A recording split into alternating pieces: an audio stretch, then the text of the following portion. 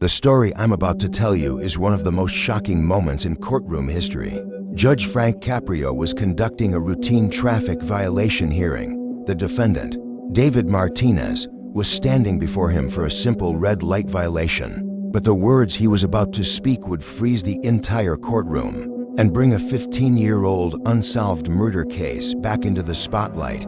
October 25th, 2023, Wednesday morning.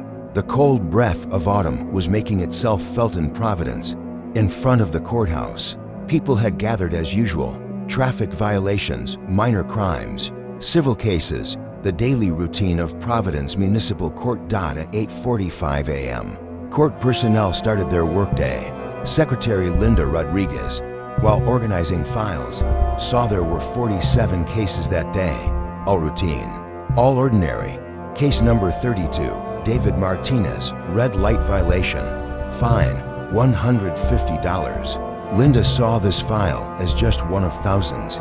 She had no idea that in a few hours, this file would make courthouse history. Bailiff James Wilson, while preparing the courtroom, conducted his usual checks. Sound system working, recording equipment ready, security measures in place, everything was normal. Nothing indicated that this day would be special. David Martinez woke up at 6:30 that morning. He had the nightmare again, the same nightmare. Jennifer Williams' last look, her face covered in blood, her hand reaching out for help.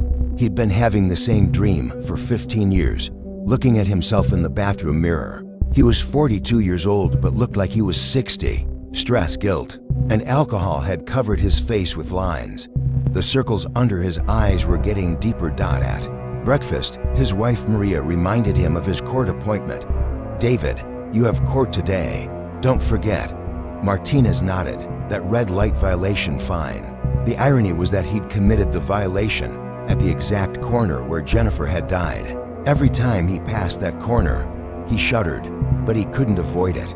His workplace was there. Home was accessed through there. "Isn't it $150? Maria asked. "Yes, $150. Martinez could barely speak. That money was worth much less than Jennifer's life. That same morning, on the other side of town, Sarah Williams was visiting her sister's grave. She did the same thing every October 25th.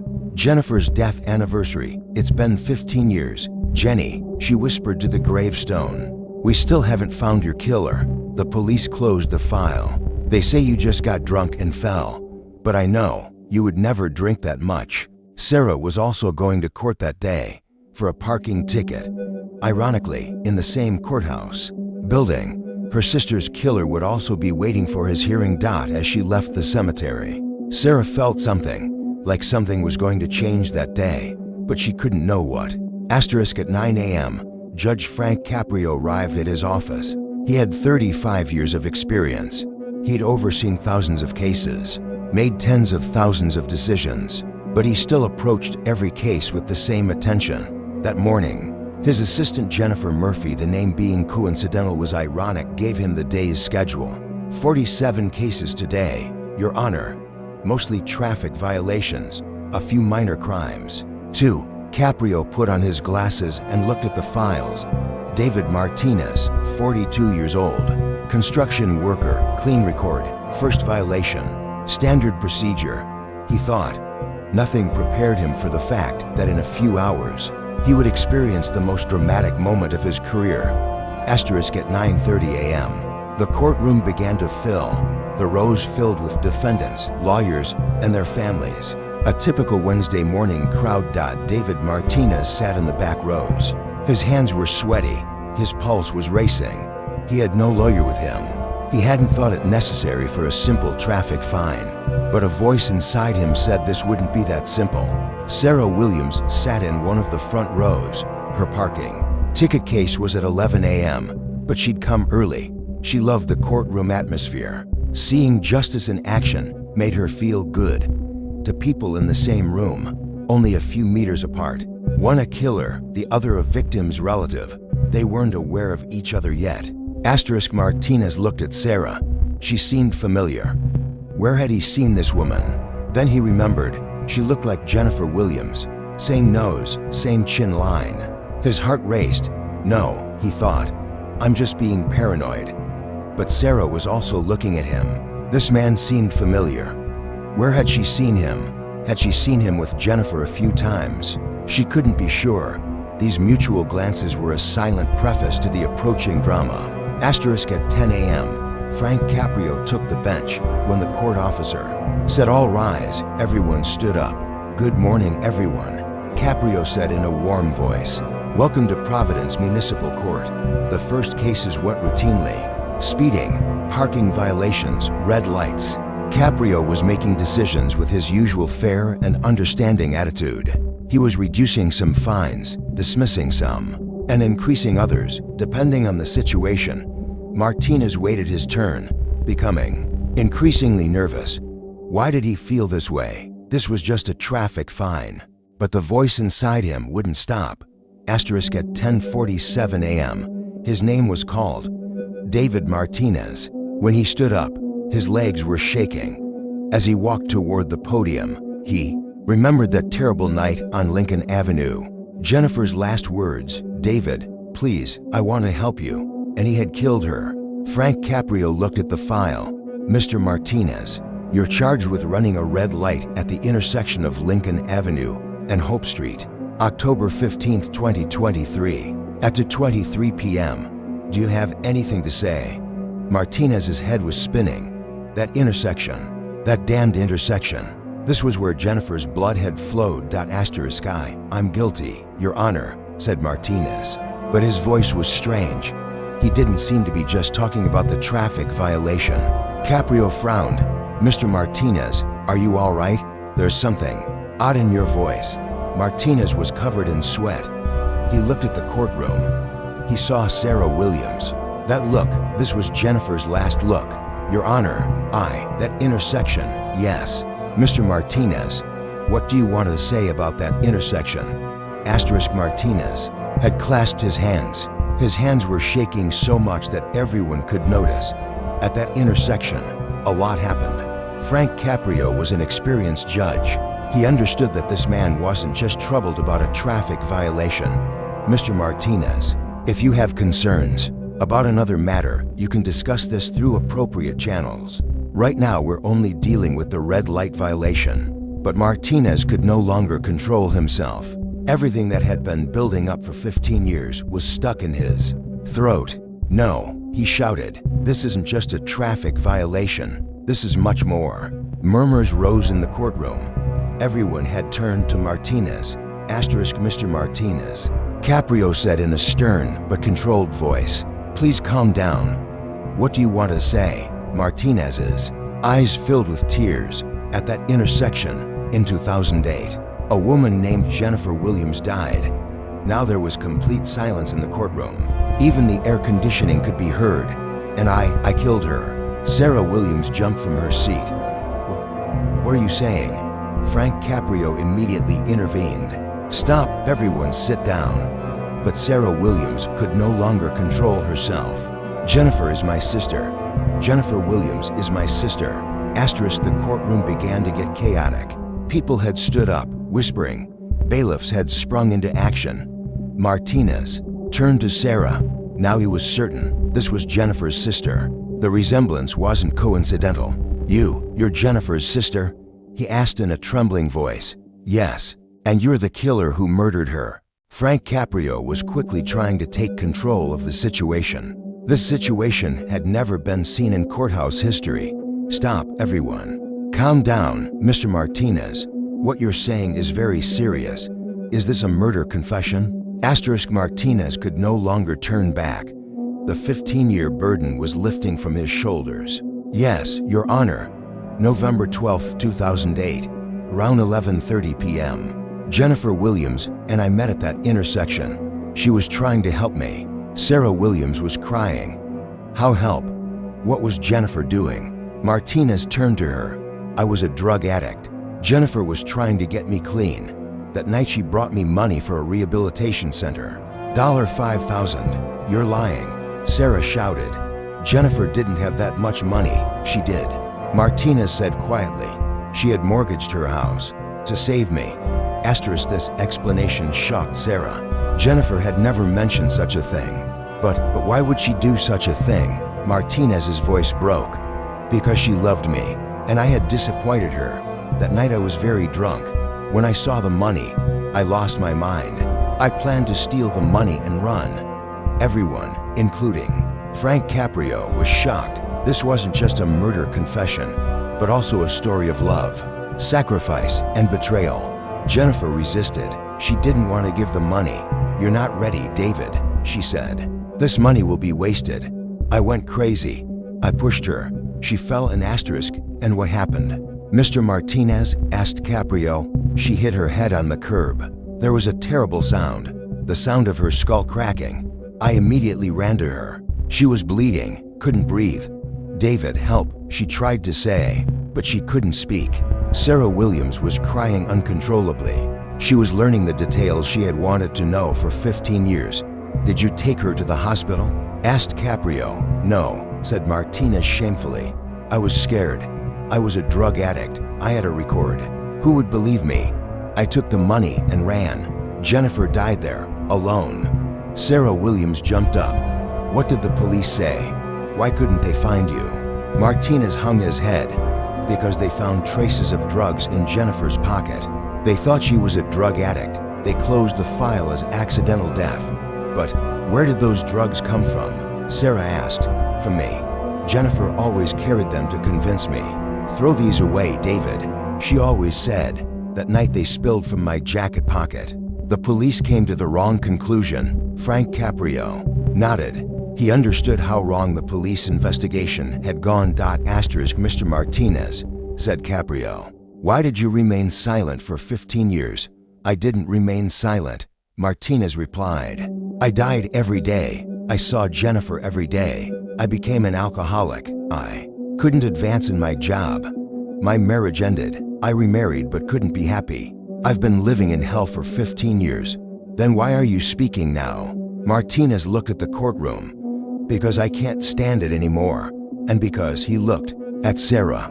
"Jennifer's sister is here. This isn't coincidence. Jennifer is forcing me to speak." Sarah Williams approached Martinez. The bailiffs tried to stop her, but Frank Caprio allowed it. "Did Jennifer really mortgage the house?" she asked. "Yes. The documents are still in my briefcase. The papers she tried to give me that night." Sarah was trembling. "Why would Jennifer do such a thing? Why wouldn't she inform me?" "Because you wouldn't approve. You'd say David is a hopeless case." But Jennifer believed. She believed she could save me. These words pierced Sarah's heart. Jennifer really had been such a person, one who never lost hope. Frank Caprio intervened to regain control of the situation. "Mr. Martinez, I must now read you your Miranda rights. What you say may be used against you in court." "It doesn't matter," said Martinez. "I have nothing left to hide." Among the spectators there was a mixture of curiosity and sympathy. Did this man really deserve the torture? He'd suffered for 15 years. Some said better late than never, while others said 15 years is too late. At that moment, Assistant District Attorney Michael Roberts arrived at the courthouse. He had learned of the situation. "Your Honor, this matter is under our jurisdiction. We need to take Mr. Martinez into custody." Frank Caprio nodded. "Of course, Counselor, but I need to ask a few more questions first." He turned to Martinez. "Mr. Martinez, do you confirm that this confession is voluntary?" "Yes, Your Honor. No one forced me." Sarah Williams, contrary to everyone's expectations, showed a different emotion instead of anger. "Mr. Martinez," she said calmly, "what were Jennifer's last words?" Martinez's eyes filled again. She tried to say help, but then she said, I forgive you," with her last breath. These words shook Sarah. This was so much like Jennifer, showing love, not anger, even in her last moment. "If Jennifer forgave you," said Sarah, "then I should forgive too." These words caused great surprise in the courtroom. Frank Caprio was experiencing one of the most special moments of his 35-year career. "Mr. Martinez," he said, "I'm dismissing your traffic violation charge." Murmurs rose in the courtroom. "Because," Caprio continued, The conscience examination you've shown here today is more valuable than any fine. But of course, the murder charge will be heard in another court. Asterisk when court ended, the incident had already leaked to the media. Journalists had surrounded the building. Murder confession at Providence court. Headlines were being written. Sarah, Williams and Martinez unexpectedly held a joint press conference. "The story isn't just about justice, it's about forgiveness," said Sarah. "My sister Jennifer chose love even in her last moment. I'm doing the same." Asterisk the incident went viral. On social media, hashtag Jennifer Williams and hashtag Frank Caprio hashtags became trending. People were debating, was Martinez's confession after 15 years courage or delayed justice? Some experts called it delayed justice, while others called it triumph of conscience. Asterisk Martinez was calmly taken into custody. As handcuffs were being put on, he turned to Sarah. "Thank you," he said. "May Jennifer's soul rest in peace." Sarah Williams was crying, but this time they weren't tears of anger. "Jennifer would be proud," she said. Asterisk the case was taken to Superior Court. Martinez's lawyer defended his clients. Voluntary confession and 15-year remorse. "My client has been punishing himself for 15 years, said the lawyer. "Guilt is a heavier punishment than prison." The prosecution stated that a life had been taken and this couldn't go unpunished. Asterisk Sarah Williams gave a powerful statement in court. "I've been looking for Jennifer's killer for 15 years. Now I've found him. But instead of anger, I feel sadness. This man is also a victim like Jennifer. A victim of drugs, poverty, desperation. I want justice but not revenge. This man needs to serve his sentence, but he also needs to be rehabilitated." Asterisk psychologist Dr. Emily Foster evaluated Martinez. "David is suffering from post-traumatic stress disorder. The guilt he's felt for 15 years has nearly destroyed him. His confession is the result of a psychological breakdown."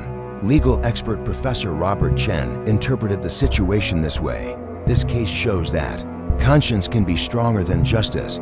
Martinez confessed without any external pressure. Asterisk as the case continued, Jennifer Williams' past was revealed in more detail. She was a social service specialist. She worked for an organization that helped drug addicts. That she had met Martinez there. Helping him was her passion. Sarah Williams found her sister's diary. Jennifer had written this about Martinez. "David is a good person but lost. I don't know if I can save him, but it's worth trying." Asterisk finally, decision day came. Martinez stood waiting in the courtroom. Sarah Williams was also there. Judge Elizabeth Murphy, Frank Caprio's colleague, read the decision. "David Martinez, you are found guilty of killing Jennifer Williams. However, considering your voluntary confession, your 15-year remorse, and the victim's family's request for forgiveness, your sentence is set at 15 years in prison. You will be eligible for parole after 5 years." Asterisk Martinez accepted the sentence. "Less than I deserve," he said, "but I've fulfilled my responsibility to Jennifer's family." Sarah Williams approached Martinez. "While you're in prison, I want to establish a foundation in Jennifer's name to help drug addicts. Will you support it?" Martinez's eyes filled. "This would be an honor for me." Asterisk a month later, Frank Caprio evaluated the incident. "I hadn't seen anything like this in my 35-year career. This incident taught me justice doesn't only manifest in courts, but also in a person's conscience." Martinez's confession showed the power of justice, but Sarah's forgiveness showed the power of humanity. Asterisk Martinez's story affected people in similar situations nationwide. Voluntary confessions in unsolved cases increased. This situation, called the Martinez Effect, became a case study in law schools. Also, the Jennifer Williams Foundation was established. This foundation helping drug addicts was managed by Sarah Williams. Asterisk 3 years later, Martinez was showing exemplary behavior in prison. He was working in rehabilitation programs, counseling other inmates. Sarah Williams visited him every month. They were no longer just victim's relative and perpetrator, but also friends. Frank Caprio had retired, but never forgot what happened that day. "It was the most important hearing of my life," he always said, and a sign was placed at that intersection on Lincoln Avenue naming it after Jennifer Williams, in memory of Jennifer Williams. The woman who chose love asterisk every day. People saw the sign and remembered that dramatic story. Asterisk at Cranston Correctional Institution. David Martinez had become a completely different person. When he first arrived, he was quiet and withdrawn. But over time, he began to bond with other inmates. They called him Brother David. He had developed particularly close relationships with young people incarcerated for drug offenses. Drugs don't just kill you, he told them. They kill your loved ones too. I killed Jennifer, but actually drugs killed her. These conversations were so effective that the prison administration officially made Martinez a counselor. Asterisk Sarah Williams had also completely changed her life. She quit accounting and became a social service specialist. She was managing the Jennifer Williams Foundation full-time. In 3 years, the foundation had saved the lives of 247 drug addicts. In Sarah's office hung the only photo of her with Martinez, a photo of their hands pressed against prison glass. My sister Jennifer brought us together. She told visitors, even after death, she continues to save people. Asterisk Frank Caprio retired in 2024, but continued telling courthouse stories on his YouTube channel. The video where he told the Martinez story had been viewed 15 million times. This incident taught me that justice isn't just about punishment, he said in the video. Sometimes justice is making a person's conscience speak. Sometimes it's giving another person the courage to forgive. In the video comments, thousands of people shared their own stories. Some, like Martinez, had found the courage to reveal secrets they'd hidden for years. Netflix decided to make a documentary about this story. The documentary, titled The Providence Confession, would be released in 2025. Sarah Williams, Martinez, and Frank Caprio had given interviews for the documentary. This story isn't just about American justice, said producer Karen Mitchell. It's about human nature, forgiveness, and second chances. Scene 38. Expansion of Jennifer Williams Foundation. The foundation now operated in 5 cities. They had offices in Boston, New York, Philadelphia, Hartford, and of course Providence. One of their biggest success stories was Tommy Rodriguez, 19 years old, drug addict. He had applied to the foundation after hearing Martinez's story. Brother David's story saved my life, Tommy said. If he hadn't had the courage to speak, I could have gone down his path. Asterisk Martinez's wife Maria had initially been shocked and filed for divorce. But over time, she began to understand the situation. The nightmare David lived for 15 years now makes sense, she had told the court. Why he was always drunk, why he was always sad. This man had been punishing himself for 15 years. She had withdrawn the divorce case. Now she visited once a week. David inside is much better than David outside, she said. Peace of conscience has brought him back to life.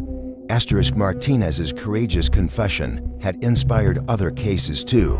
Providence Police Department announced that 12 cold cases were solved between 2023 to 2025. The Martinez Effect is real, said Police Chief Robert Santos. People are now braver about speaking up. One of these cases particularly drew attention. The 1998 case of missing 8-year-old Amy Chen. A female neighbor had confessed after 27 years. Asterisk Brown University Psychology Department had started research on the delayed confession phenomenon. Dr. Amanda Foster was leading this research. The Martinez case is a perfect example of how guilt works in human psychology, she said. The research had interviewed 500 people with similar profiles.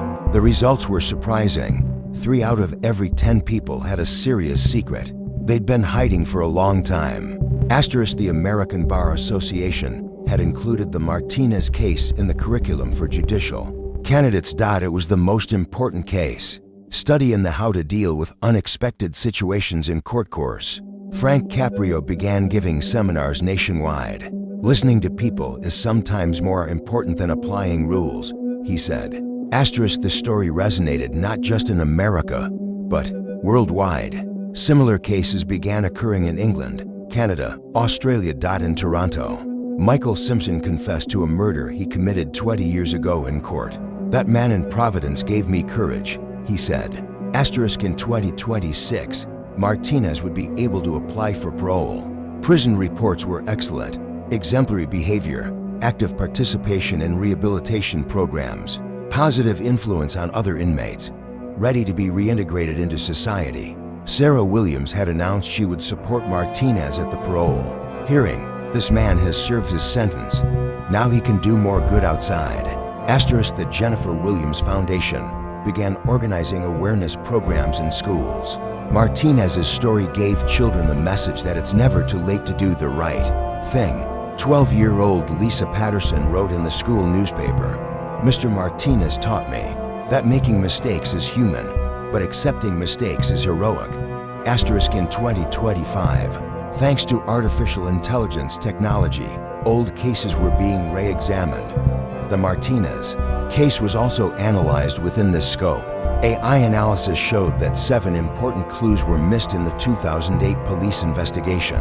Martinez's DNA was at the crime scene, but wasn't tested due to confusion. Technology revealed the truth, but conscience revealed it 15 years earlier, said digital forensics expert Dr. James Wright.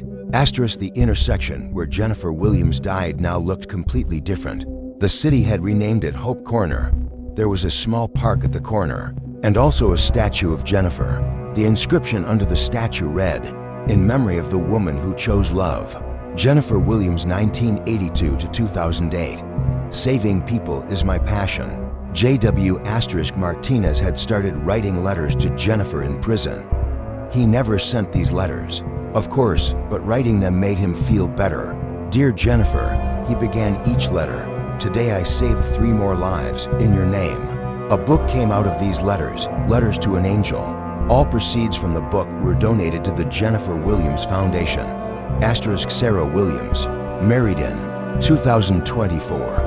Her husband David Thompson was someone she met while he was volunteering at the foundation. "Sarah's story deeply affected me," said David. "This woman's capacity for forgiveness is incredible." They had a daughter in 2025. They named her Jennifer. "My sister Jennifer's soul will live in this child," Sarah said. Asterisk in his final video on his YouTube channel, Frank Caprio said, "The Martinez case taught me that justice isn't just rules written in books. Sometimes the voice inside a person is stronger than all laws. If you're going to learn one thing from this story, let it be this: it's never too late. It's never too late to do the right thing." Asterisk, and so, this story that began on October 25th, 2023, at Providence Court, transformed from being just a murder case into an epic showing the most beautiful aspects of humanity. David Martinez listened to his conscience. Sarah Williams chose forgiveness over anger. Frank Caprio saw humanity beyond rules. Jennifer Williams, even after death, continued to save people. Perhaps this was true justice. Not punishing, but healing people, not revenge, but making peace, not changing the past, but making the future better. At that intersection on Lincoln Avenue, now not only traffic lights blink, hope also blinks. Jennifer Williams' legacy grows bigger every day. And sometimes, in the silence of night, those passing that corner say they hear Jennifer's voice. "I forgive you, David. Now go and save others." Perhaps the real miracle is that even death cannot defeat love.